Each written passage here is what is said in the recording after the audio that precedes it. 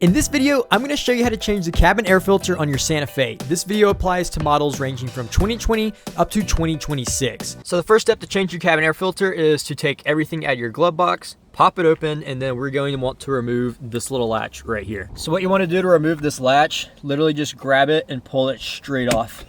Just like that, super freaking easy. And then after you've pulled that latch off, there's two little knobs in here. One right there, one right here.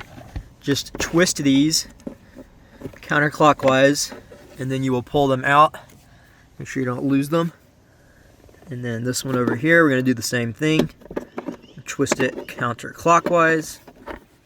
There we go. Comes out just like that. And then now make sure you're holding the glove box up, because it's now going to want to fall all the way down, which then gives you access now to where your cabin air filter is.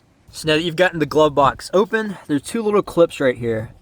In order to access your cabin air filter, just pinch these together and pull it back. Again, I'll show you. Pinch them, pull this back. It's going to fall off. It's fine. Just leave it there. And then now there's your cabin air filter. Make sure you take note of the airflow is down. So we're just going to pull this straight out. If I can grab it. Struggling. There we go. And that fits in there tight. Holy cow. Yeah, just pull that straight out like that. That is disgusting. Ew, look at that. Let's do a side-by-side comparison. So this is just after 1 year of driving this car with 16,000 miles.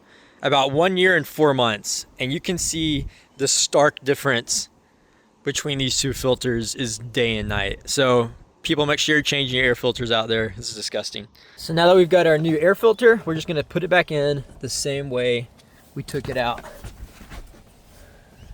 We're just gonna make sure the airflow is facing down. Line it up. And then just shove it on in there. For some reason, this OEM filter for the Santa Fe fits extremely tight. Yeah, that thing goes in there very, very tight. It's gonna feel like it doesn't fit, but it fits extremely snug. So yeah, there you go. Just like that, you've got your new cabin air filter plugged in. Super easy install. So now what you're going to want to do to put this cover piece back on, these little hinges pieces go toward the right. So we're going to, in order to line it up, stick that back hinge piece kind of like at an angle into there, and then turn it sideways, and then pop it in like that. And I'll show you guys that again.